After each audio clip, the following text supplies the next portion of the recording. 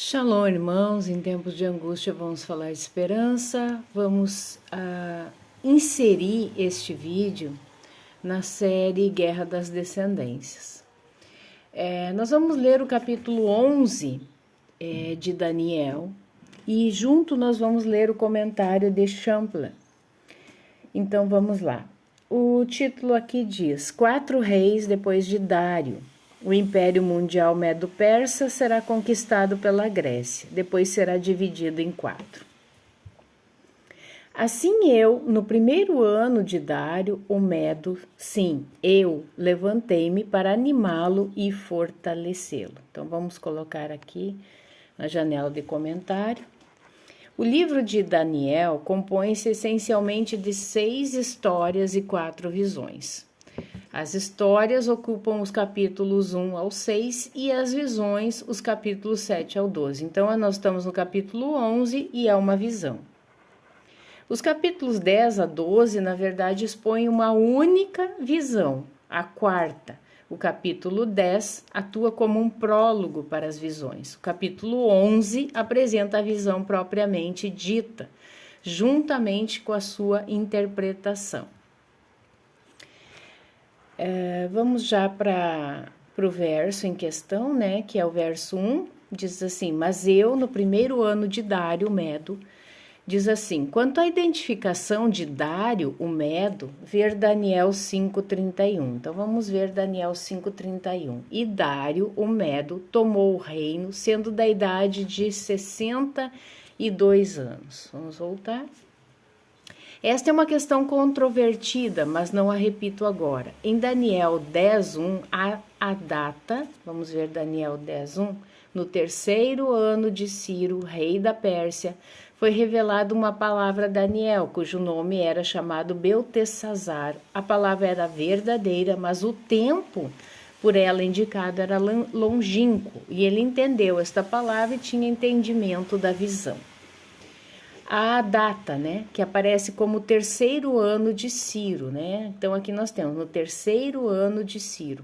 Alguns estudiosos pensam que a menção a Dário aqui é anticronológica e representa uma interpolação. Ou então a nota expositiva é apenas uma questão de breve menção do que aparece antes, sem nenhuma intenção de datar a profecia. O anjo fora o anjo guardião de Dário, o Medo, e agora, tratando Daniel como oficial de Ciro, passou a desdobrar a história. Vamos para o verso 2, então. Vamos voltar lá para 11, né? E agora te declararei a verdade. Eis que ainda 3 reis, vamos ver o que diz aqui. 3 reis, Ciro 2, isso está em Esdras 1:1 e 2 Crônicas 36, 22 ao 23, Cambises, e Dário 1, Estapes, Esdras 5:6, 4 rei Xerxes I ou Astaxerxes I, Esdras 7, 11 ao 26. Estarão de pé na Pérsia, e o quarto, que nós vamos ver quem é,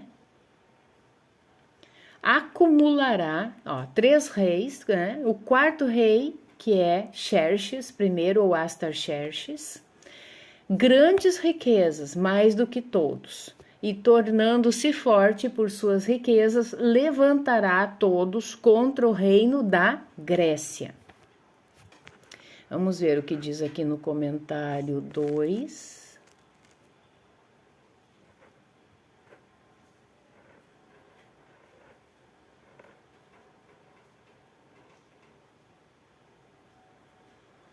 A liderança da Pérsia nos dias de Daniel, quando a visão foi dada, seria sucedida por 3 governantes, presumivelmente Cambises, Dário I e Xerxes I. Esses 3 viriam depois de Ciro, que era o rei da Pérsia quando a visão foi dada. Ele é o Assuero, que figura no livro de Ester, e que governou de 485 a 465 antes do Mashiach, tendo sido o mais rico, o mais poderoso e o mais influente dos 4 governantes. Ver Heródoto, História, né? Capítulo 7, versículo 20. Durante seu reinado ocorreram as guerras contra a Grécia. Ver no dicionário o artigo sobre a Pérsia. Mais de 4 reis estiveram envolvidos nesse período, pelo que os intérpretes dão diferentes listas. Talvez devamos entender que somente os reis realmente mencionados na Bíblia devam ser incluídos na lista. Ou o número 4 não visava ser exato, mas somente simbólico, indicando o governo completo da Pérsia, que foi destruído pela invasão grega. O anjo daria a Daniel a verdade concernente a todas essas questões e o que essa verdade significaria para o povo de Israel, conforme Daniel 10, 21. Mas eu te declararei o que está registrado na escritura da verdade, e ninguém há que juntamente comigo se faça forte nessas coisas, senão Miguel, o vosso príncipe. Vamos voltar. Verso 3. Depois se porá de pé um rei valente, que reinará com grande domínio e fará o que lhe apraz. Quem é esse rei valente? Vamos ver aqui no verso 3, então. Esse poderoso rei seria Alexandre, o grande, cabeça do Império Greco-Macedônio, que derrubou o Império Persa, fechando as páginas da história sobre aquela potência. Então, aqui, né, nós sabemos que Alexandre, já falei isso em outros vídeos, era um tipo de anticristo, tá? Foi um homem muito terrível. E ele destruiu aí o Império Persa. Quando Alexandre se pôs de pé, o mundo todo foi abalado e em breve, no curto espaço de 11 anos, aproximadamente 334, 323 antes do Mashiach, o mundo inteiro da época estava sob os seus pés, né? Sob os pés de Alexandre. Alexandre morreu com apenas 32 anos de idade devido à malária e às complicações com o alcoolismo.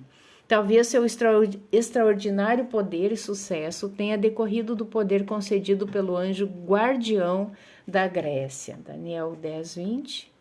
E ele disse: sabes por que eu vim a ti? Agora, pois, tornarei a pelejar contra o príncipe dos persas e, saindo eu, eis que virá o príncipe da Grécia.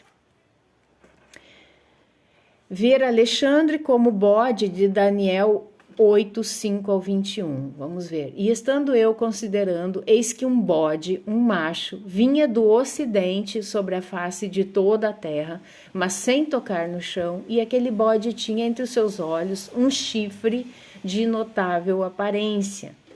E ele dirigiu o seu carneiro, que tinha os 2 chifres, ao qual eu tinha visto em pé diante do rio, e correu contra ele na fúria da sua força. E viu chegar perto do carneiro, enfurecido contra ele, ferindo o carneiro, quebrou-lhe os 2 chifres, pois não havia força no carneiro permanecer de pé diante dele. E ele, o bode, o lançou por terra e o pisou aos pés. Não houve quem pudesse livrar o carneiro da sua mão. E o bode, o macho, se engrandeceu sobremaneira, mas estando na sua maior força, aquele chifre de notável aparência foi quebrado. E no seu lugar subiram outros 4 também insígnes, mas nas direções para os 4 ventos do céu. O chifre pequeno, Antíoco Epifânio, e de um deles saiu um chifre muito pequeno, o qual cresceu muito em direção ao sul, em direção ao oriente, em direção à terra formosa, e se engrandeceu até contra o exército do céu, e a alguns do exército e das estrelas lançou por terra e os pisou. E se engrandeceu até contra o príncipe do exército. Bom, nós sabemos, né, quando se fala da questão das estrelas, né, principalmente em referência ao povo santo, né, como o Todo-Poderoso deu a promessa a Abraão, né, olhe para o céu, né, veja as estrelas do céu, né, assim será a tua descendência, né, então em relação ao povo santo. Então a gente sabe que Antíoco Epífanes, ele fez isso, né, que ele lançou por terra muitas das estrelas, né, e as pisou, né, é o que a gente viu no livro de Macabeus. Então, continuando aqui. E os pisou, e se engrandeceu até contra o príncipe do exército, e por ele, vamos ver o que diz aqui, o sacerdote Onias, né, o líder Judas Macabeu, Deus, aqui ele bota como interrogações, né? Então os servos ali, né, o sacerdote Onias é o sacerdote que depois foi morto, inclusive, né? Foi destituído, foi morto do sacerdócio. E por ele foi tirado o sacrifício contínuo e o lugar do seu santuário foi lançado por terra. Foi profanado, né? E um exército foi lhe dado contra o sacrifício contínuo por causa da transgressão, e lançou a verdade por terra e fez isso e prosperou. Tudo isso a gente sabe que aconteceu, né? Se você não sabe, leia o livro de Macabeus. Depois ouvi um santo que falava e disse outro santo, aquele tal que falava. Até quando durará a visão a respeito do sacrifício diário contínuo e a respeito da transgressão desoladora, para que sejam entregues o santuário e o exército a fim de serem pisados? Cumpriu-se sobre Antíoco Epifânio, tá? Então se cumpriu isso aí, que ele colocou ali, né,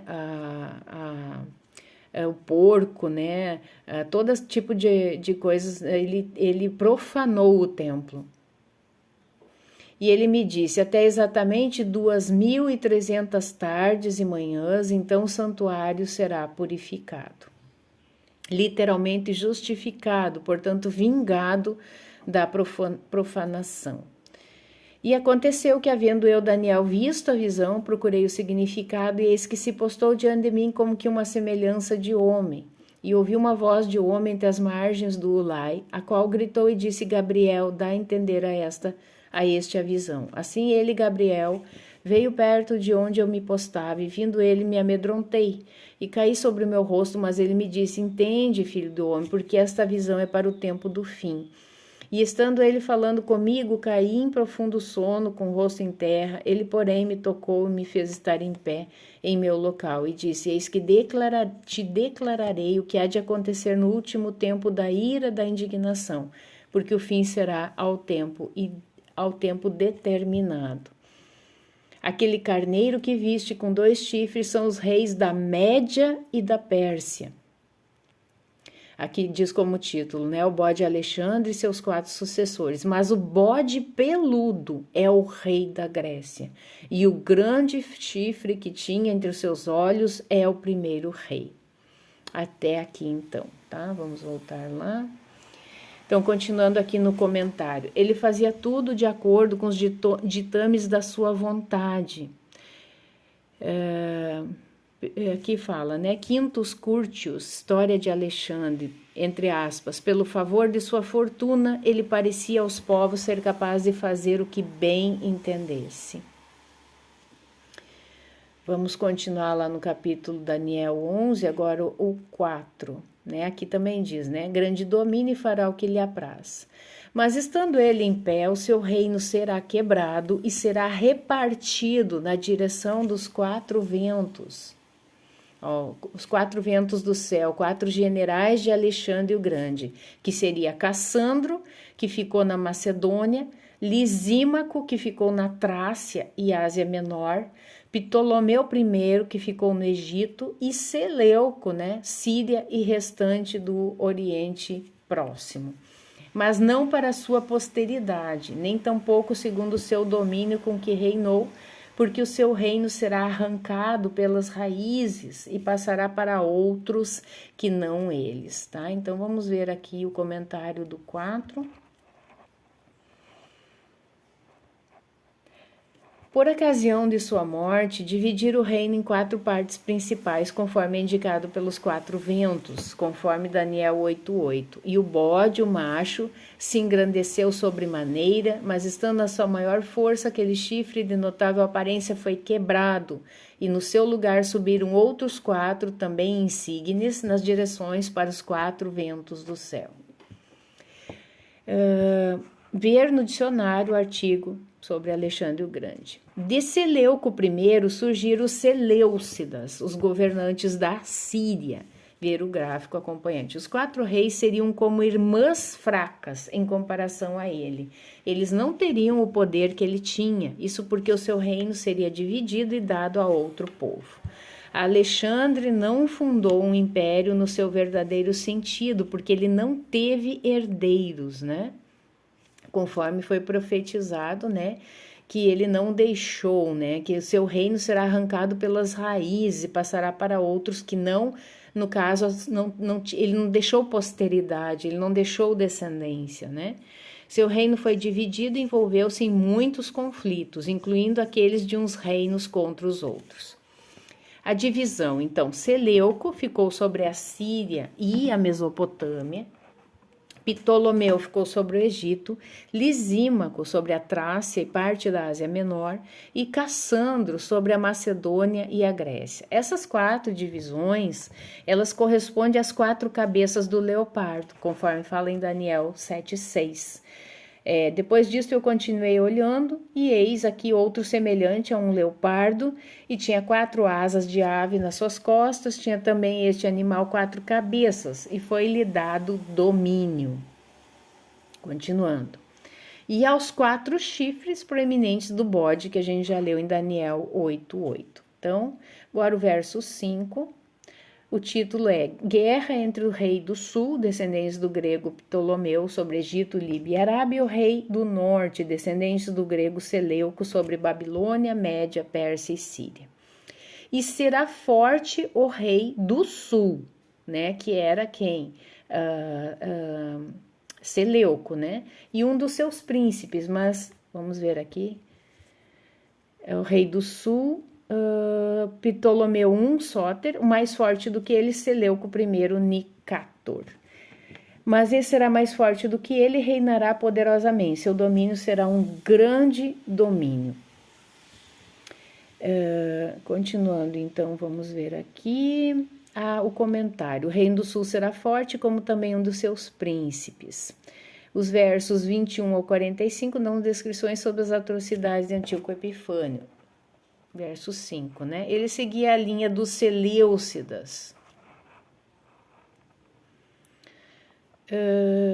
A presente seção contém insuperáveis problemas históricos, pelo que alguns intérpretes têm sido tentados a fazê-la aplicar-se a alguma outra coisa e não aos Ptolomeus e Seleucidas, ou a atribuí-la a algum outro período histórico ainda futuro, mas isso nos afasta das intenções do autor.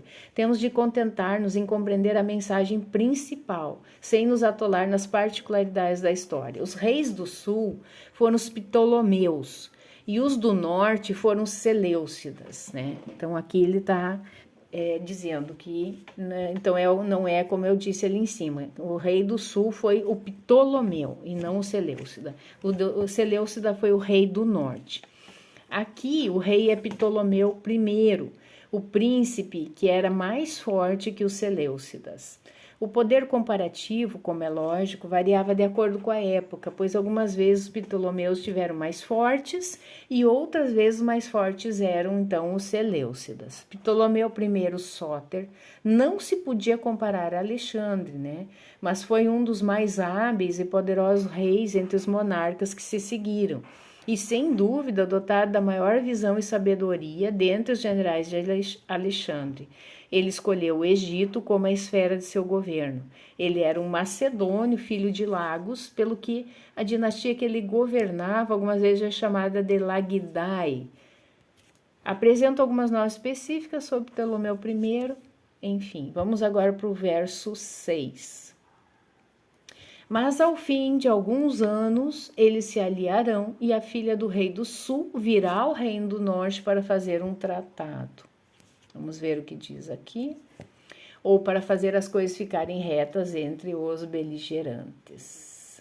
Mas ela não reterá a força do braço dela, nem ele permanecerá de pé, nem o braço dele, porque ela será entregue, e os que a tiverem trazido, e aquele que a gerou, e o que a fortalecia naqueles tempos. Os antigos, com frequência, reuniam 2 reinos opostos mediante casamentos mistos. Houve uma tentativa dessa natureza na aliança de casamento entre os Seleucidas e os Ptolomeus. Em cerca de 250 a.C., né, do Machia, Ptolomeu II Filadelfo deu sua filha Berenice em casamento a Antíoco II Teos. Mas, para isso, Antíoco teve de divorciar-se de sua esposa Laodice. Além do mais, seus 2 filhos, Seleuco e Antíoco, tiveram de ser barrados da sucessão. Eles cederam lugar para que um filho de Berenice ocupasse o trono. Mas Antíoco II Teos não conseguiu esquecer Laodice, né, a primeira esposa, nem mesmo diante da atração do poder, do prestígio e do dinheiro de Berenice. Após 2 anos, Antíoco voltou para a companhia de Laodice, contudo não teve uma atitude compreensiva.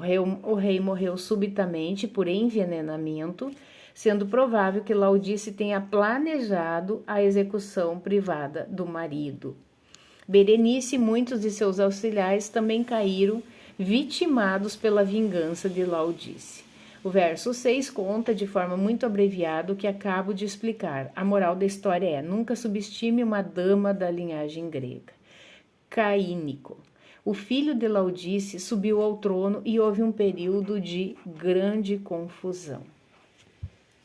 Verso 7. Mas de um pequeno broto, das raízes dela, um se levantará em seu lugar e virá com o exército, e entrará na fortaleza do reino do norte e operará contra eles e prevalecerá. Então, vamos ver aqui o comentário 11, 7, 8. Vamos ler o 8 então já, né? Também os seus deuses, com as suas imagens de fundição, com seus príncipes, com seus objetos preciosos de prata e ouro, levará cativos para o Egito, e ele estará de pé mais anos do que o reino do norte.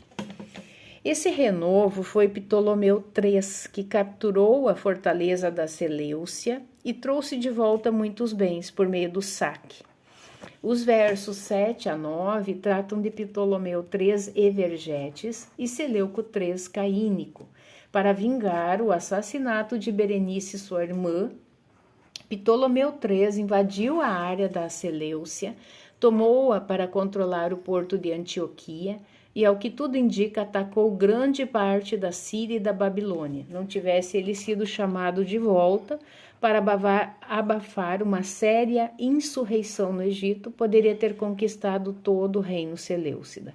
Como prêmio de consolação, ele trouxe de volta para sua terra imensos despojos. Todavia, o Império Seleucida voltou a ferir. Somente 2 anos mais tarde, Seleuco, filho de Laodice, invadiu o Egito, mas logo teve de retroceder, depois de sofrer esmagadora derrota. Ele correu de volta para o norte e desistiu da ideia. Ptolomeu continuou no poder por mais tempo do que seu rival do norte. E a história conta como isso aconteceu com exatidão. Seleucia, cidade fortificada às margens do mar Mediterrâneo, pertencente à Seleucia, foi governada por Ptolomeu por muitos anos, conforme informa Políbio.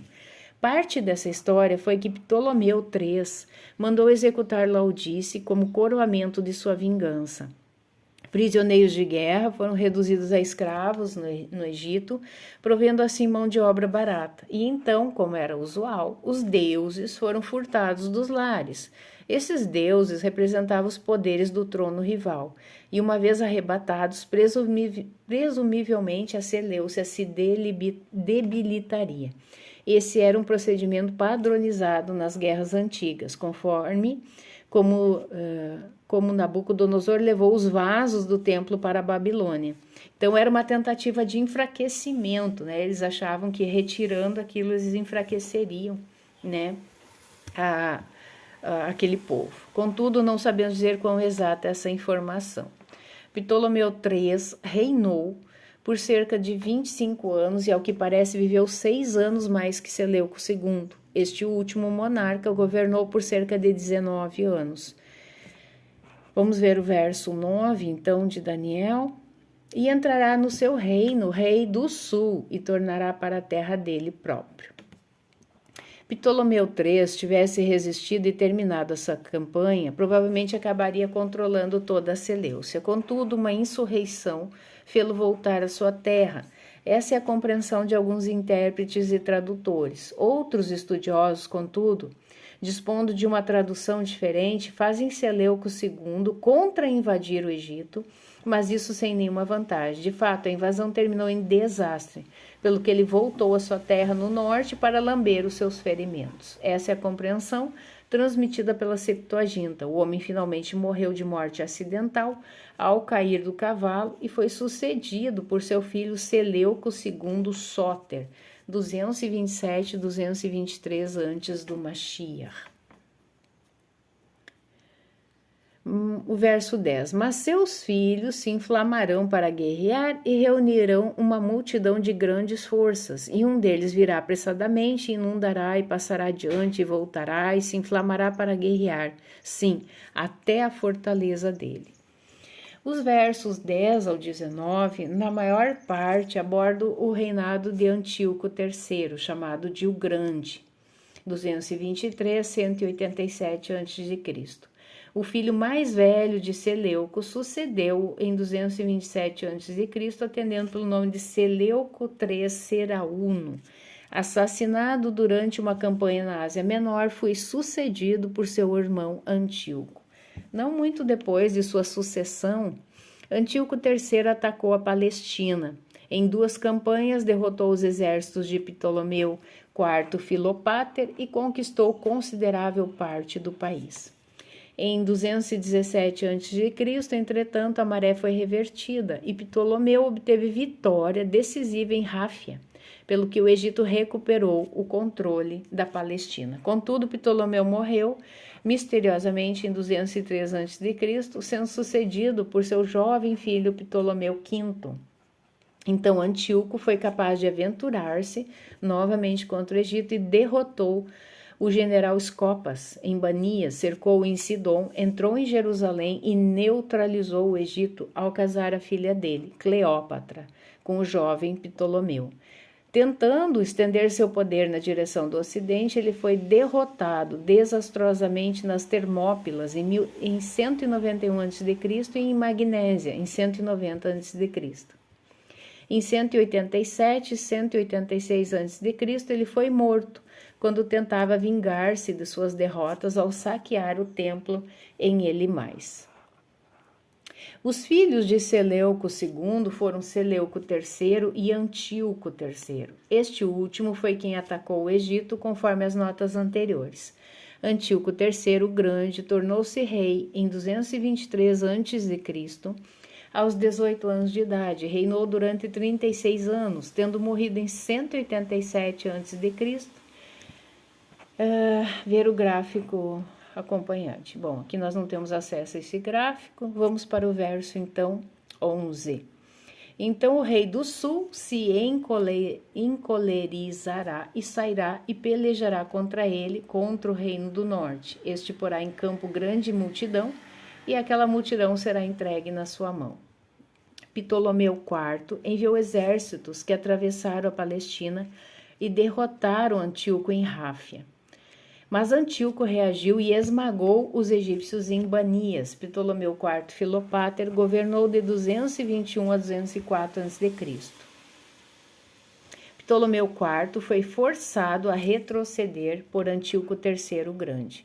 Ele se encontrou com Antíoco nas fronteiras ao sul do território de Israel. Inicialmente conseguiu adiar a invasão, encabeçada por Antíoco, tendo matado a muitos milhares de homens. Após breve interrupção, Antíoco retornou com outro exército, muito maior que o primeiro, e virou, ao contrário, o rei do sul.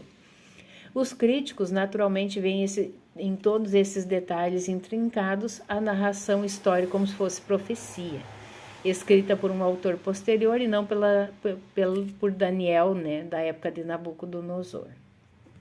Verso 12.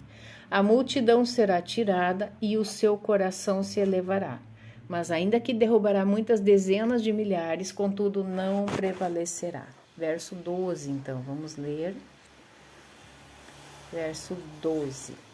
Não tem comentário no verso 12, verso 13, porque o rei do norte tornará e porá em campo uma multidão maior do que a primeira, e ao fim dos tempos, isto é, de certos anos, virá à pressa com grande exército e com muitas riquezas. Também não temos aí comentários. E naqueles tempos, muitos se levantarão contra o rei do sul, e os homens assaltantes violentos dentre o teu povo se levantarão para cumprir a visão, mas eles cairão. Enquanto Ptolomeu foi rei e criança, ocorreram várias insurreições no próprio Egito, pelo que houve tribulações internas e externas. O regente do jovem rei chamava-se Agatócles, e as rebeliões foram dirigidas contra ele. Esse homem tinha sido o principal ministro de Ptolomeu IV, ele era homem dado a oprimir, segundo Políbio, pelo que merecia os ataques que sofreu. Alguns pensam que a referência é a aliança de Antíoco com Filipe da Macedônia, para garantir um ataque prolongado contra o Egito. Possivelmente a referência é lata, o suficiente para incluir ambas as coisas.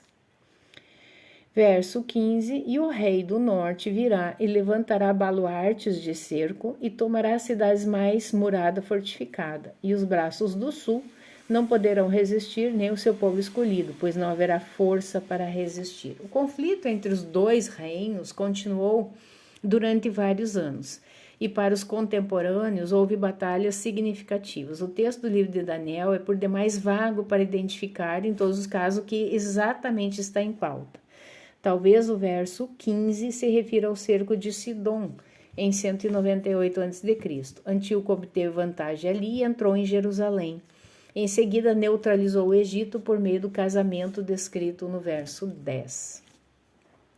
Versos 15 a 17, Antíoco III fez uma campanha contra o Egito, tendo se apossado da Palestina, e então selou a paz com o Egito ao casar sua filha com o jovem Ptolomeu.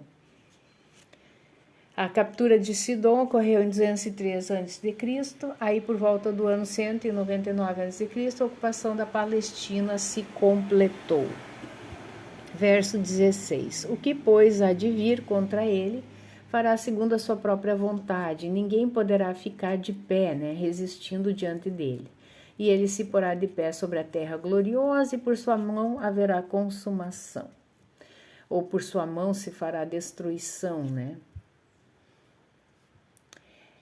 16, então. Antíoco manteve a pressão contra Ptolomeu V e conservou sua vantagem a ponto de fazer o que queria, sem sofrer grande oposição. Ninguém será capaz de resistir contra ele, É o que diz ali a palavra. Ele obteria poder e controlaria a bela terra de Israel. A terra gloriosa já havia recebido esse título em Daniel 8:9. Vamos ver Daniel 8:9. E de um deles saiu um chifre muito pequeno, o qual cresceu muito em direção ao sul, em direção ao oriente, em direção à terra formosa, Jerusalém.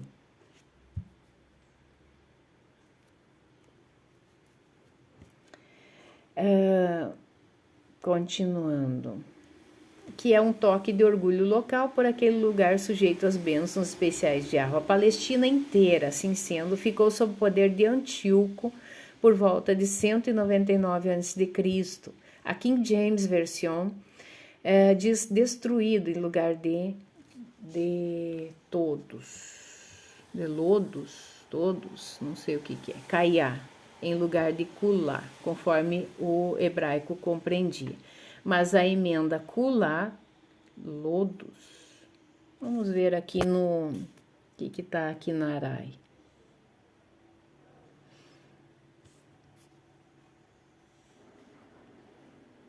É no verso 16 mesmo, Vamos ver se tem isso, Caiá. Calá, Culá, Calá. E tudo estará. Vamos ver o que é calá. Conclusão, término, total destruição, completa, destruição completa, consumação, aniquilação, É isso que ele está dizendo aqui. Aqui fala de calá, vamos voltar aqui na outra versão. Mas a emenda Kulá parece preferível, O verso 17 agora: E colocará o seu rosto em direção para vir com a potência de todo o seu reino, e com ele os retos, assim ele fará, e dará a ele uma filha das mulheres para corrompê-la. Ela, porém, não subsistirá ao lado dele, nem será para ele. Após ter alcançado sucesso na Síria, Antíoco invadiria o Egito. Seu rosto voltar-se-ia para essa tarefa. Ele teria força para tanto. Sabemos que as cidades costeiras da Cilícia, da Lícia e da Cária foram tomadas nessa campanha, mas a história não se mostra muito clara sobre o Egito. Antíoco primeiramente derrotou os egípcios fora do reino deles e então os egípcios dentro do Egito. O acordo citado aqui refere-se à aliança do casamento que neutralizou o Egito, descrita na nota do verso 10, né? Cleópatra se estabeleceu com felicidade no Egito, defendeu a causa de seu marido e encorajou a aliança dos egípcios com Roma, o que se revelou fatal para os planos de Antíoco. Vamos para o verso 18. Depois virará o seu rosto para as ilhas e tomará muitas, mas um príncipe fará cessar o seu opróbrio contra ele e ainda fará recair sobre ele o seu próprio opróbrio. Então, verso 18 e 19. Deixa eu ler o 19. Virará então seu rosto para as fortalezas da sua própria terra, mas tropeçará e cairá e não será achado. Antíoco, pensando que poderia fazer qualquer coisa, voltou em seguida sua atenção para a Ásia Menor, 197 a.C., e então para a Grécia, 197 a.C. Mas foi nessa ocasião que Roma enviou Cornélio Cipião, um general, para detê-lo. Ele foi forçado a voltar a seu país em 188 a.C. e morreu um ano mais tarde. Assim, a dança enlouquecida dos insensatos se acalmou e uma nova potência, Roma, começou a surgir, né? Alexandre sonhou com o Império Grego unido, né? Mas a época dos gregos já havia passado. Chegara a hora dos romanos. Exceto como referência histórica, seria impossível arrancar algum sentido desses versículos. As ilhas possivelmente significam as cidades costeiras, a começar pela Ásia Menor. O comandante foi Cipião. Ele pôs fim à insolência de Antíoco. Esse comandante esmagou Antíoco em Magnésia, forçando-o a aceitar humilhantes condições de paz. Lívio e Políbio falam da insolência de Antíoco e de suas ameaças contra Roma, que finalmente foram um tiro pela culatra. Ele foi forçado a recuar através do Taurus até voltar a seus próprios territórios. Ele tentou saquear o templo em Elimais e isso lhe custou a vida. Foi assim que ele tropeçou e caiu, conforme o título nos diz, né? Então, aqui no verso 19, tropeçará e cairá e não será achado. Verso 20, em seu lugar se porá de pé quem fará passar um arrecadador pela glória do reino, mas em poucos dias será quebrado, isso sem ira e sem batalha. O exator, ou cobrador de impostos, foi Seleuco IV Filopater, que governou de 187 a 176 a.C., qual era filho de Antíoco. Seus altos impostos, angariados para que ele pudesse pagar tributos a Roma, afligiram o povo. Mas Heliodoro, seu tesoureiro, o envenenou, pelo que ele morreu sem ira nem batalha, conforme o texto informa.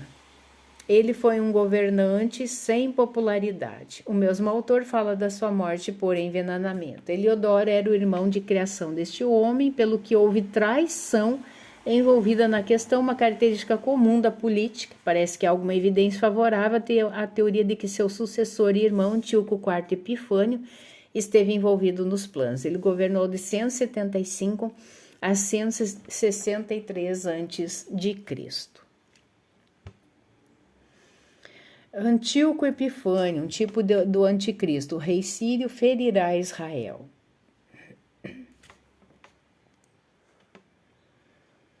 Continuamos no próximo vídeo, tá?